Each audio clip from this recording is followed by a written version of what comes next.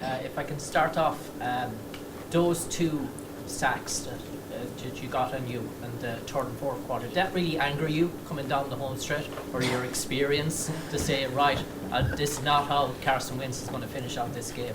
Yeah, I mean, anytime, you walk off the field punting the ball again, frustrated, especially given opportunities. Defense was stepping up late in the game like that, and we had a couple chances and just didn't finish the way we wanted to, but I'm glad we got that last chance down the end there. The guys made plays to get it done. Carson, were you worried you weren't going to be able to come back in the game, or what was going through your head at halftime? Yeah, anytime you go in to evaluate things, you never really know the outcome, and so I thought the medical staff was awesome to work with and get back out there, and glad I was able to. Carson, can you walk us through that final throw, Jordan, from your vantage point? Yeah, first of all, he's a stud.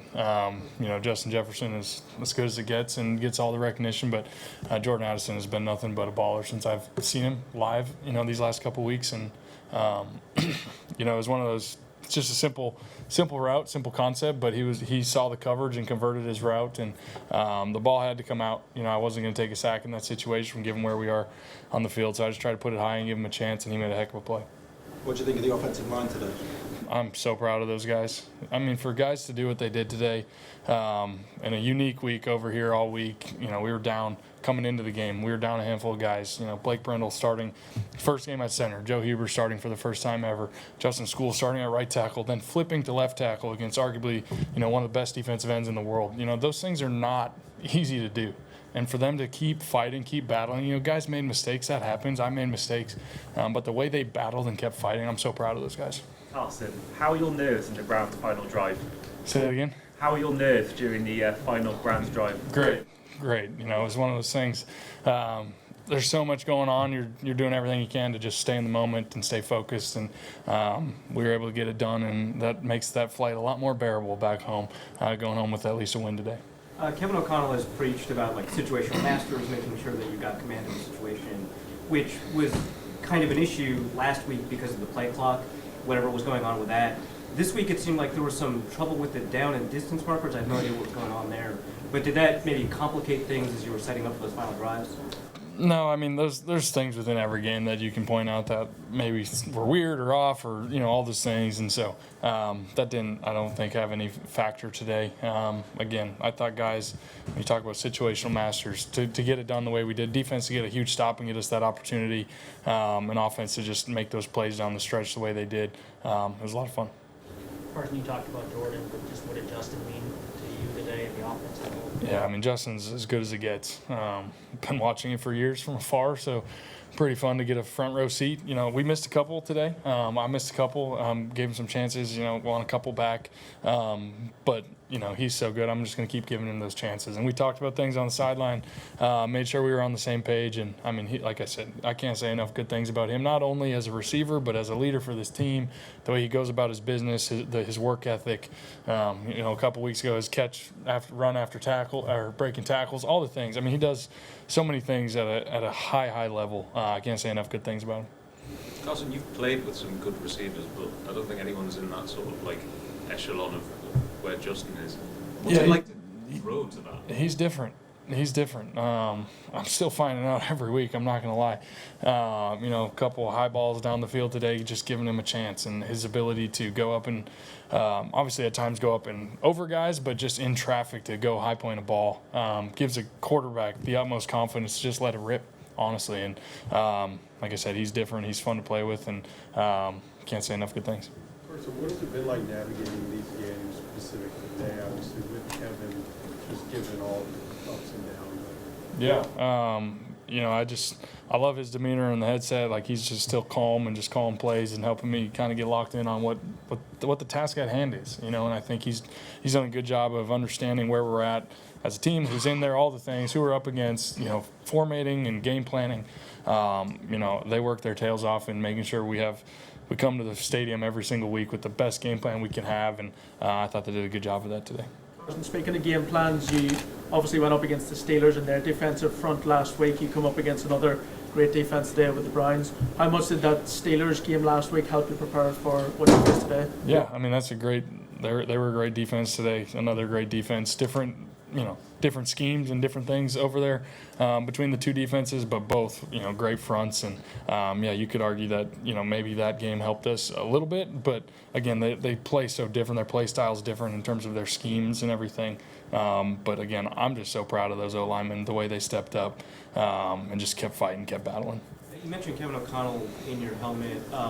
Is he giving you more than just like the play call, like right before that 15-second cutoff? Is he giving you like things to look for? Or? There's times and moments for sure, but just more than anything, just stays composed. No matter what just happened the play before, whether it was good, bad, ugly, didn't matter. Like, he's just very composed, giving us a play call, helping me to just lock in, one play at a time and not make things too big, all those things, and I really appreciate that. How is your shoulder feeling after the hits and after finishing the game playing? Feels great with a win, I'm not going to lie. We're okay. We're okay. What's the plans for the bye week? I'm ready to see my family. It's been a long time being away from them and my 3 crazy little kids. So not sure. Hang out spend a lot of time with them and just get healthy. You've been around a lot. Was that sideline celebration kind of unique for a Week 5 victory? It seemed like it was pretty emotional. Yeah, I think, this is a very, in my brief time here, it's a very unique group of guys in this locker room, and I mean that in a really good way. Everybody's so close. I think this week was great for that too, and the weirdness of it. I think guys were very close and connected, and it's hard to win in this league. At the end of the day, it's hard to win in this league, and when you get it done in a dramatic fashion like that, it doesn't matter who you're playing. It doesn't matter if it's Week 17, Super Bowl, Week 1. It doesn't matter. Like, you got to enjoy those moments, especially the way guys stepped up like that, and I thought it was fun to see the excitement from everybody.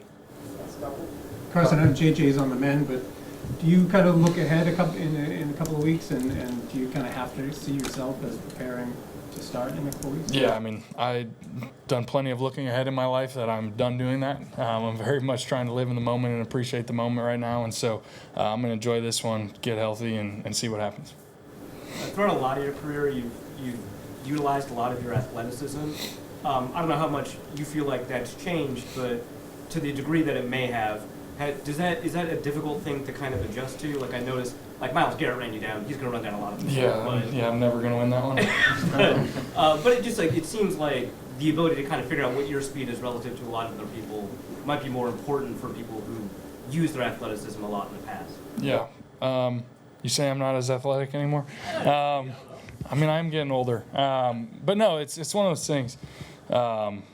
Guys are fast on the other side of the ball. Guys are athletes. There's at any given time, there's at most one guy I'm faster than on the other side of the ball. That's just the way it is.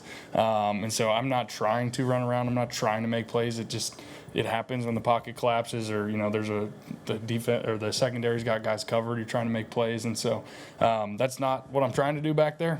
Some guys are in this position. That's not me. I got some elite wide receivers and tight ends out there. I want to get them the ball, not do it myself. So those things happen in a game, and just trying to do the best I can.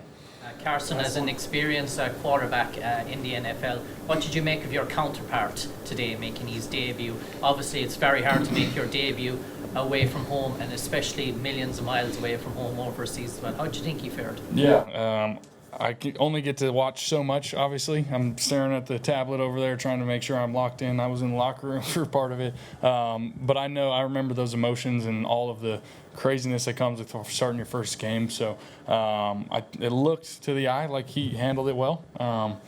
But other than that, I can't speculate much about that. But, happy for him to go out and compete the way he did. But thankful we got it done. Thank you, guys. Thanks, Carson.